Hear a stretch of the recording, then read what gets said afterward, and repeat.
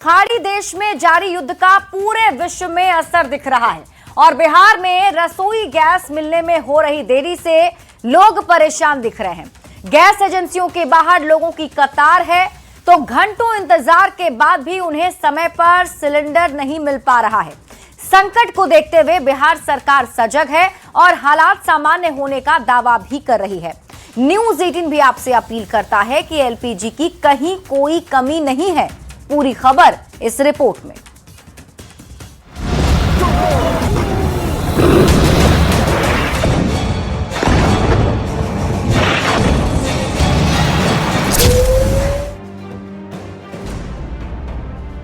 Iran के साथ Israel और अमेरिका की जारी जंग का असर धीरे धीरे पूरे विश्व के साथ भारत पर भी पड़ता दिख रहा है। बिहार में सबसे अधिक असर दिख रहा है रसोई गैस पर। रसोई गैस संकट पर 5 जिलों की तस्वीरें हालात बताने के लिए काफी हैं। जिलों में गैस एजेंसियों पर लंबी लंबी कतारें लगी हुई देखी जा रही हैं। बात औरंगाबाद की करें तो रसोई गैस की आपूर्ति प्रभावित होने से कई गैस एजेंसियों के बाहर लंबी कतारें लग गई हैं। घंटों इंतजार के बाद भी कई उपभोक्ताओं को खाली हाथ लौटना पड़ रहा है। हालांकि एजेंसी प्रबंधन का कहना है कि ये अस्थायी दिक्कत है और जल्द ही गैस की आपूर्ति सामान्य हो जाएगी। तो वहीं गयाजी में रसोई गैस सिलेंडर की किल्लत से लोगों की परेशानी बढ़ गई है। नक्सल प्रभावित इमामगंज में सबसे ज्यादा भीड़ देखी गई, जहां लोगों को घंटों इंतजार के बाद भी सिलेंडर नहीं मिल पा रहा।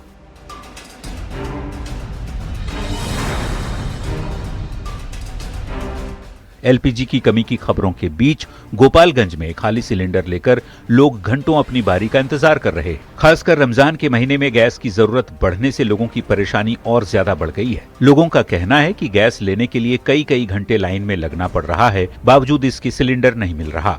ईरान और इजराइल के युद्ध का असर पटना के होटल व्यवसाय पर भी दिख रहा है। कमर्शियल गैस बंद होने से होटल संचालकों को परेशानी हो रही है। बड़े होटलों में शादी और कार्यक्रमों के लिए बुकिंग होने पर ज्यादा इस्तेमाल आने वाले आइटम यहां बनने बंद हो चुके हैं और इंडक्शन चूल्हा इस्तेमाल किया जा रहा है। होटल संचालकों का कहना है कि ऐसी स्थिति में सरकार का सहयोग जरूरी है ताकि व्यापार प्रभावित न हो। पेट्रोल डीजल के संकट पर उप मुख्यमंत्री विजय सिन्हा ने कहा कि पेट्रोल डीजल की कोई कमी नहीं है। जो लोग ब्लैक मार्केटिंग करना चाहते हैं उन पर सरकार की नजर है। कोई क्राइसिस नहीं है, थोड़ा बहुत परेशानी बढ़ेगा। हमारा केंद्रीय सरकार की पूरी नजर और निगाह है। हर भारतीय ये जो संग्रह करने की प्रवृत्ति और ब्लैक मार्केटिंग का अफवाह उड़ाकर जो लोग ये खेल खेलना चाहते हैं, सरकार की पूरी निगाह उन पर है। इस बीच न्यूज 18 आपसे अपील कर रहा है कि एलपीजी को लेकर घबराने की जरूरत नहीं है और अफवाहों पर ध्यान न दें। जरूरत के मुताबिक ही सिलेंडर लें, साथ ही गैस एजेंसियों पर अनावश्यक भीड़ न लगाएं। अगर कालाबाजारी या ज्यादा पैसे मांगने की शिकायत मिलती है तो फौरन प्रशासन को इसकी जानकारी दें। Bureau report, news 18। तो रसोई गैस के कथित संकट के बीच बिहार में कालाबाजारियों की भी चांदी दिख रही है। आपदा के मौके पर समाज के दुश्मन कमी का माहौल बना रहे हैं और इससे लोगों की परेशानी बढ़ती जा रही है। लेकिन सरकार भी अलर्ट मोड पर है। कालाबाजारी करने वाले लोगों को कड़ी चेतावनी दी गई है। साथ ही प्रशासन की ओर से कड़ी कार्रवाई का दौर भी जारी है। न्यूज 18 भी आपसे अपील करता है कि वैश्विक संकट के बीच संयम बनाए रखें। हालात जल्दी सामान्य होंगे। पूरी खबर इस रिपोर्ट में देखिए।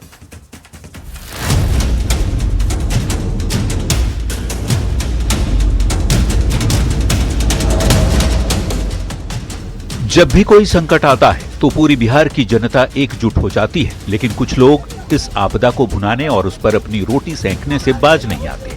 रसोई गैस की किल्लत के बीच कालाबाजारी भी बढ़ती दिख रही है। घरेलू गैस की कालाबाजारी की खबर मिलते ही सरकार से लेकर प्रशासन तक अलर्ट मोड में है। कालाबाजारी करने वालों पर एक्शन भी जारी है। सुपौल में गैस नहीं मिलने से नाराज लोगों ने त्रिवेणीगंज के बघला के पास नेशनल हाईवे को जाम कर दिया। प्रदर्शन कर रहे लोगों का आरोप है कि उन्हें 1 सप्ताह से गैस नहीं मिल रहा। गैस एजेंसी के मालिक गैस नहीं होने की बात कह रहे हैं, जबकि बाजार में ज्यादा दाम पर गैस बेचे जा रहे हैं। लोगों ने प्रशासन से मामले में हस्तक्षेप करने की अपील की है। सासाराम में एलपीजी सिलेंडर की कालाबाजारी की सूचना पर नगर एसडीएम ने अपनी टीम के साथ छापेमारी की। किराना दुकान में कालाबाजारी के लिए रखे गए 10 सिलेंडर जब्त करते हुए 2 आरोपी रिजवान आलम और कामरान आलम को अरेस्ट किया गया। साथ ही कालाबाजारियों को सख्त चेतावनी भी दी गई। बिहार में गैस किल्लत की खबरों पर उप मुख्यमंत्री सम्राट चौधरी ने कहा कि केंद्र सरकार पूरी तरह सतर्क है और राज्य में गैस की कोई कमी नहीं है। उन्होंने चेतावनी दी कि कालाबाजारी करने वालों को किसी भी हाल में बख्शा नहीं जाएगा और सख्त कार्रवाई होगी। भारत सरकार ने साफ साफ गाइडलाइन भी जारी किया है, 10% अतिरिक्त भी बढ़ाने का निर्देश दिया है और कोई भी कालाबाजारी करता है तो शीघ्र कार्रवाई करेगी सरकार। एकदम जनता को सारी सुविधा मिलते रहे, इसका पूरा प्रयास करेगी। डिप्टी सीएम के निर्देश के बाद पुलिस मुख्यालय स्तर पर एक पत्र सभी जिले के डीएम और एसपी को जारी किया गया है। डीजीपी ने कहा है कि गैस उपभोक्ताओं को परेशान होने की जरूरत नहीं है। इस मुद्दे को लेकर सरकारी स्तर पर बैठक हुई है। सभी जिले के डीएम एसपी को पूरे मामले पर नजर रखने को कहा गया है। राज्य सरकार काफी संवेदनशील है और उसको इस पर विचार मंथन हो रहा है, बैठकें हुई है और चीफ सेक्रेटरी और पूरा सरकार जो है इस समस्या के प्रति काफी संवेदनशील है और सभी लोगों को निर्देश दिया गया। गोपालगंज में एलपीजी घरेलू गैस की किल्लत को लेकर न्यूज 18 पर चली खबर का बड़ा असर भी देखने को मिला। जिला प्रशासन हरकत में आया। डीएम ने समीक्षा बैठक बुलाई, साथ ही लोगों से अफवाहों से बचने की भी अपील की। कालाबाजारी पर रोक लगाने के लिए धावा टीम का गठन भी किया जा रहा है, जो एजेंसियों और गोदामों की जांच कर कार्रवाई करेगी।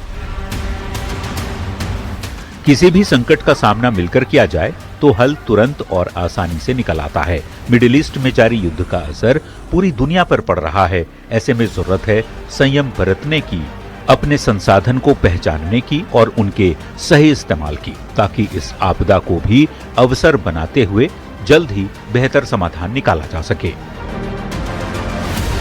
Bureau report, news 18।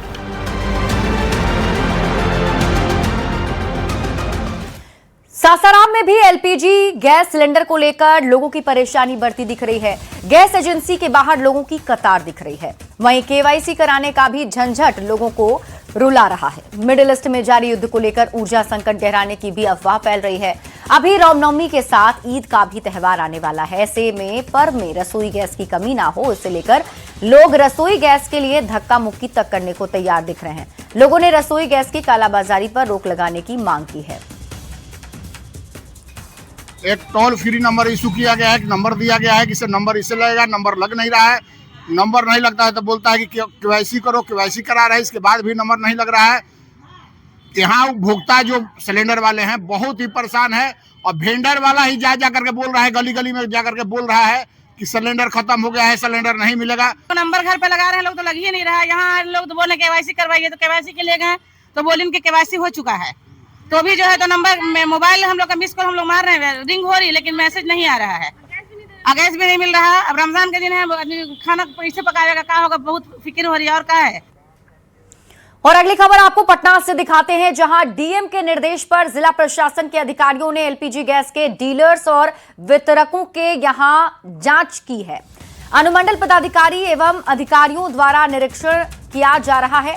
जिलाधिकारी ने कहा कि अधिकारियों को ब्लैक मार्केटिंग तथा होर्डिंग को सख्ती से रोकने एवं ऐसा करने वालों के विरुद्ध प्राथमिकी दर्ज करने का निर्देश दिया गया है।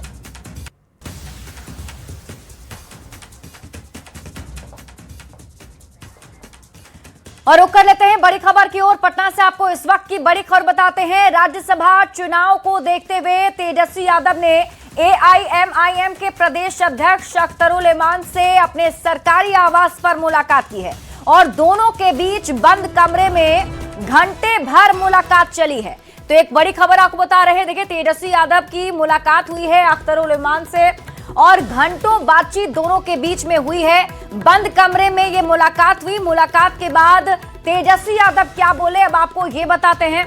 तेजस्वी यादव ने कहा कि सकारात्मक बातचीत के बेहतर नतीजे निकलेंगे। राज्यसभा चुनाव में जीत का भी तेजस्वी यादव ने दावा कर दिया है और तेजस्वी यादव ने कहा कि वे 15 मार्च को यानी 15 मार्च को अख्तरुल इमान के घर इफ्तार पार्टी में भी शामिल होंगे। अब इस मौके पर आरजेडी नेता शक्ति यादव ने दावा किया कि ये रिश्ता आने वाले समय में नए आयाम गढ़ेगा। पॉजिटिव बातचीत हुई है ना जी, और इफ्तार में दावत में हमको जाना है, न्योता मिला है तो हम जाएंगे और चुनाव भी जीतेंगे। जो गुफ्तगू हम लोगों की उनसे हुई है, अभी इसको हम लोग बैरिस्टर जनाब असदुद्दीन ओवैसी साहब को ब्रीफ करते हैं और उसके बाद आपको और मजीद बात बताएंगे। आपको समर्थन लगेगा?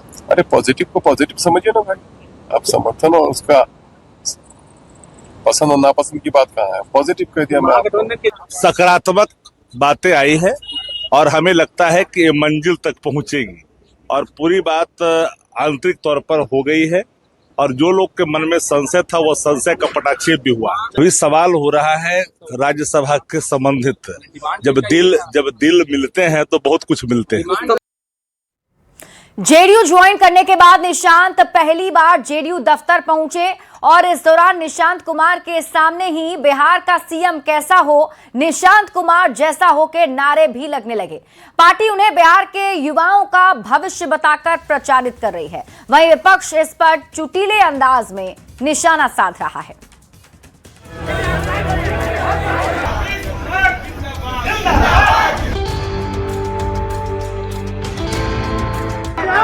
निशांत कुमार यहाँ पर पहुंचे हुए हैं और लगातार बिहार का सीएम कैसा होगा। ये तस्वीरें पटना जेडीयू दफ्तर की हैं। पार्टी ज्वाइन करने के बाद सीएम नीतीश के बेटे निशांत पहली बार जेडीयू दफ्तर पहुंचे थे।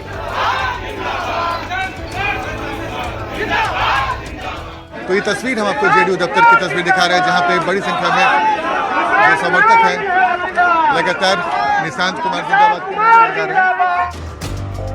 निशांत के पार्टी दफ्तर पहुंचते ही कार्यकर्ता जोश से भर गए। कोई नारेबाजी में लगा था तो कोई निशांत को बिहार का भविष्य बताने में जुटा था। महिला कार्यकर्ताओं ने निशांत की आरती ही उतार दी।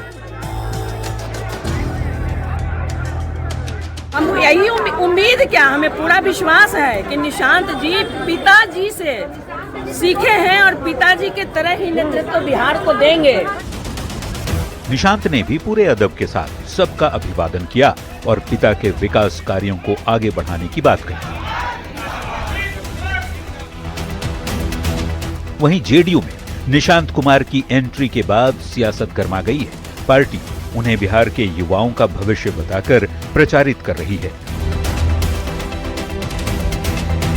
तो विपक्ष इस पर चुटीले अंदाज में निशाना साध रहा है।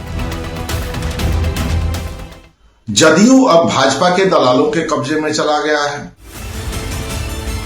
मुख्यमंत्री नीतीश कुमार के बेटे निशांत कुमार ने सक्रिय राजनीति में कदम रख दिया है।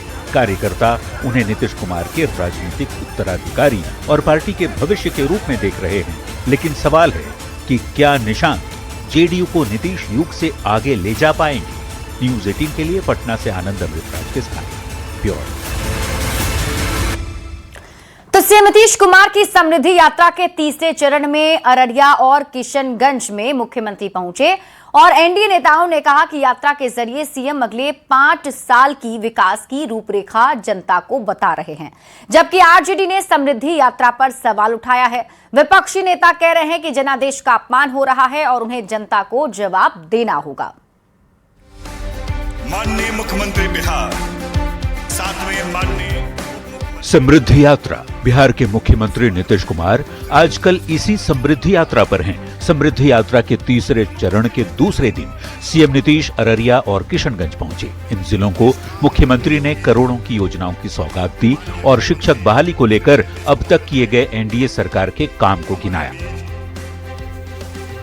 कुल मिलाकर के सरकारी शिक्षकों की संख्या 5,24,000 हो चुकी है। जो बचा हुआ मान लीजिए 97, उसके लिए भी काम किया जा रहा। जो भी लोग उसमें आएंगे।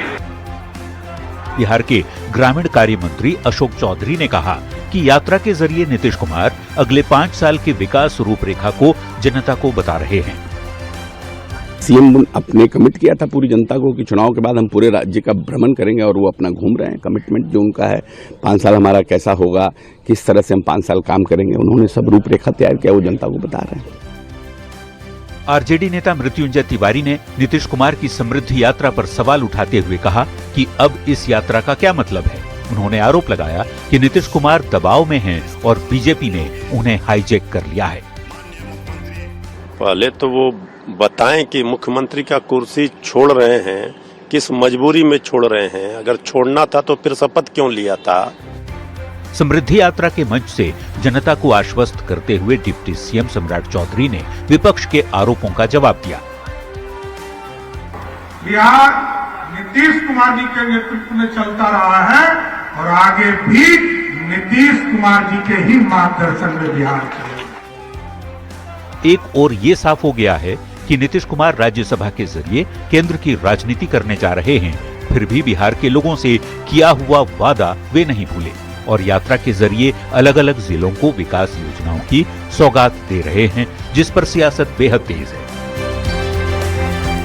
न्यूज 18 के लिए अररिया और किशनगंज से शैलेंद्र कुमार के साथ सतीश और आशीष सिन्हा की रिपोर्ट।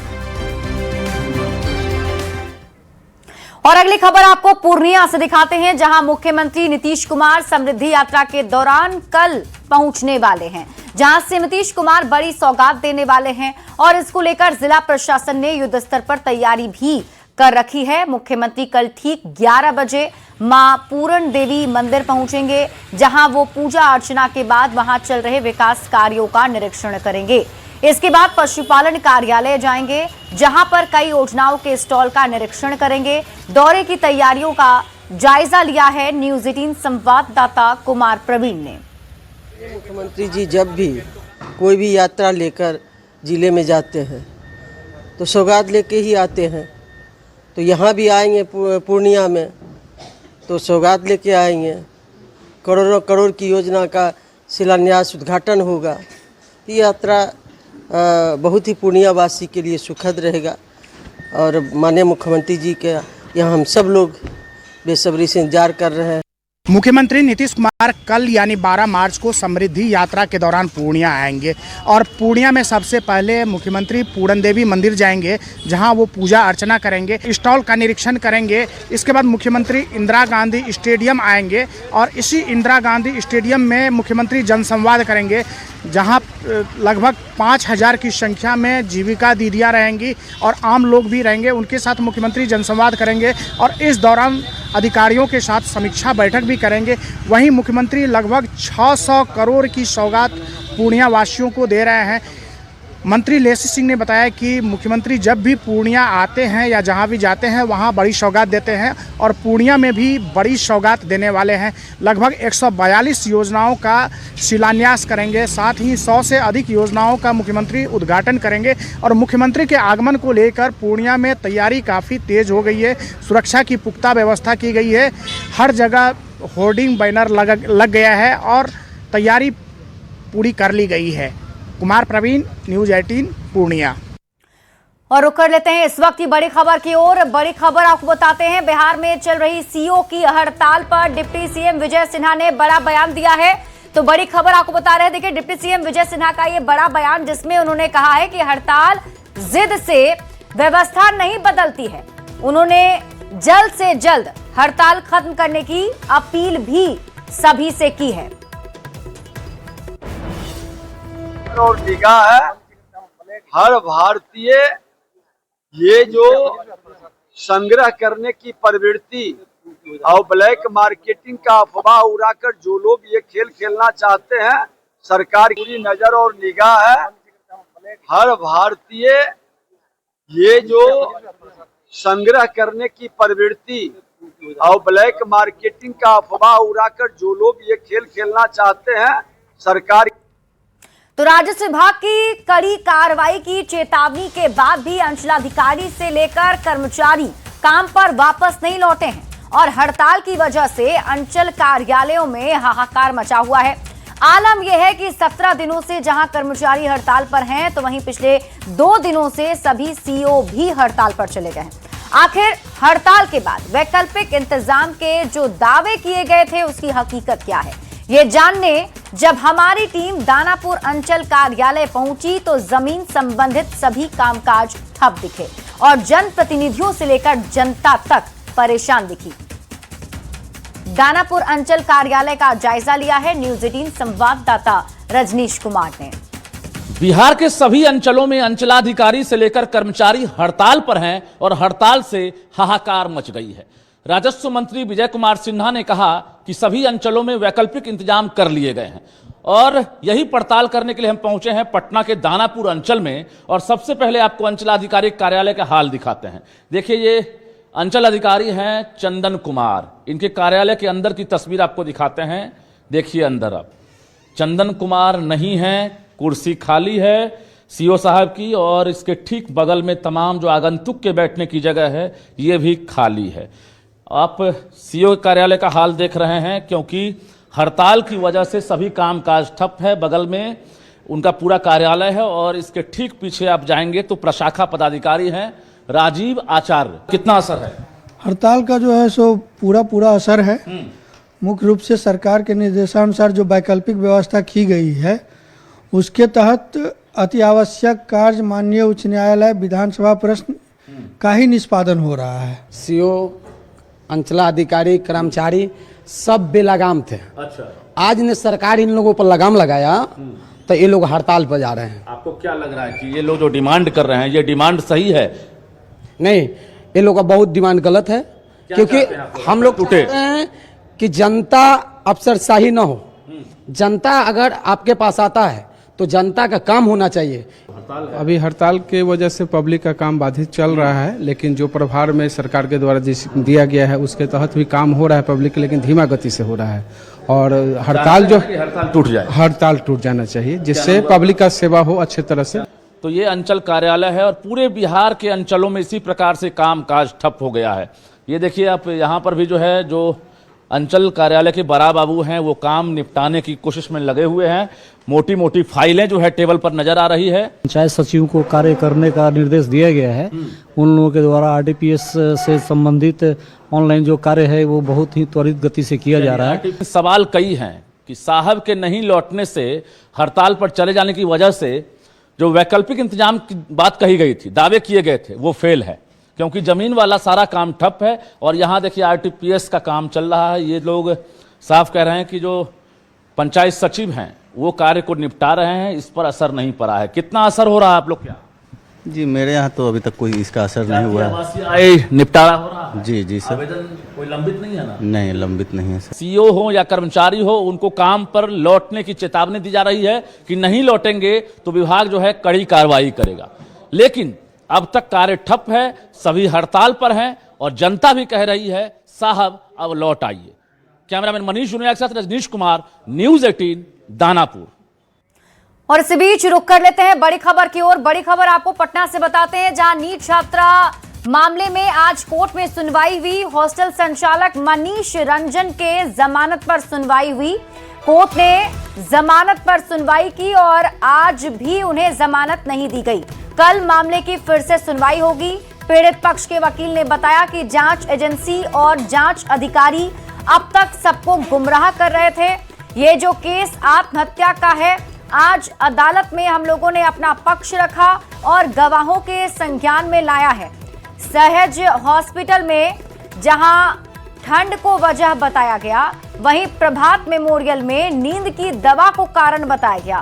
पीड़ित परिवार के हिसाब से गर्ल्स हॉस्टल में हाई प्रोफाइल सेक्स रैकेट चलता है। लड़कियों के खाने में नशे की दवाइयां मिलाई जाती हैं, उन्हें ब्लैकमेल किया जाता है और ये केस काफी संवेदनशील है। इस केस में मृत्यु दंड तक की सजा है। के हिसाब से गर्ल्स हॉस्टल में हाई प्रोफाइल सेक्स रैकेट चलता, लड़कियों के भोजन में नशे की दवाइयां मिलाई जाती, उन्हें ब्लैकमेल किया जाता है। यह केस काफी संवेदनशील है। इस केस में भी अभी तक के जांच से ये लोग बताते आ रहे थे कि लड़की तो अपने रात का भी खाना नहीं खाई, जबकि मृतका अपनी माता को फोन पे बताती है कि उसने रात का खाना खा लिया है और खाने में रोटी बैगन की सब्जी थी, ये सब खाया है। यह बयान दर्ज है। मधेपुरा से आपको इस वक्त की बड़ी खबर बताते हैं। 2 सनसनीखेज घटनाओं का खुलासा हुआ है। लूटपाट करने गए बदमाशों ने गोली मारी। 24 फरवरी को दुकानदार को गोली मारी गई थी। पुलिस ने 5 अपराधियों को इसमें गिरफ्तार किया है और सभी आरोपियों को न्यायिक हिरासत में भेजा गया। अवैध हथियार, बाइक और 7 मोबाइल भी जब्त किए गए हैं। तो मधेपुरा से आपको ये बड़ी खबर बता रहे हैं, जहां पुलिस की टीम को बड़ी सफलता मिली है। 2 सनसनीखेज घटनाओं का खुलासा किया गया है। लूटपाट करने गए बदमाशों ने गोली मारी थी। 24 फरवरी की एक घटना है जिसमें पुलिस ने गिरफ्तारी की है। पुलिस ने 5 आरोपियों को गिरफ्तार किया है। लगभग रात में एक सूचना मिली कि महसुआ बरमोत्तर गांव में कुछ अपराधकर्मी जुटे हुए हैं और पुनः किसी बड़ी घटना को अंजाम देने वाले हैं। इसी सूचना पर टीम द्वारा छापामारी करके और तकनीकी साक्ष्य के साथ, तकनीकी सहयोग के साथ छापामारी किया। छापामारी क्रम में कुल 5 व्यक्तियों की गिरफ्तारी हुई है। उसमें विकास कुमार, मनसुख कुमार, गुलशन कुमार, सत्यम कुमार और इश्तियाक नाम के 5 व्यक्ति हैं। उनके पास से देसी कट्टा 2 और जिंदा कारतूस 3, 7 मोबाइल, 2 मोटरसाइकिल और 5500 रुपए बरामद हुआ है। आरा के सदर अस्पताल की व्यवस्था पर कई सवाल खड़े हो रहे हैं। पिछले दिनों आरा के सदर अस्पताल के इमरजेंसी में मरीज को बहला फुसलाकर निजी अस्पताल में भेजने के मामले में 2 महिला दलाल को गिरफ्तार किया गया था। वहीं इस मामले में एक बार फिर से सदर अस्पताल चर्चा में है, जहां एक बच्चे को बिना इलाज किए इमरजेंसी के गेट पर बिठा दिया गया। सदर अस्पताल की इमरजेंसी गेट के सामने बड़े बड़े अक्षरों में दलालों से सावधान रहने का निर्देश दिया गया है और वहां नंबर भी जारी किया गया है। लेकिन यहां फिर भी दलाल सक्रिय हो गए हैं और उनका काम सीधे सीधे मरीजों को बहला फुसलाकर निजी अस्पताल में भेज देते हैं, जिससे उनकी पॉकेट तो गर्म हो जाती है, लेकिन गरीब, लाचार, असहाय मरीज और उनके परिजन आर्थिक तंगी से जूझते रहते हैं।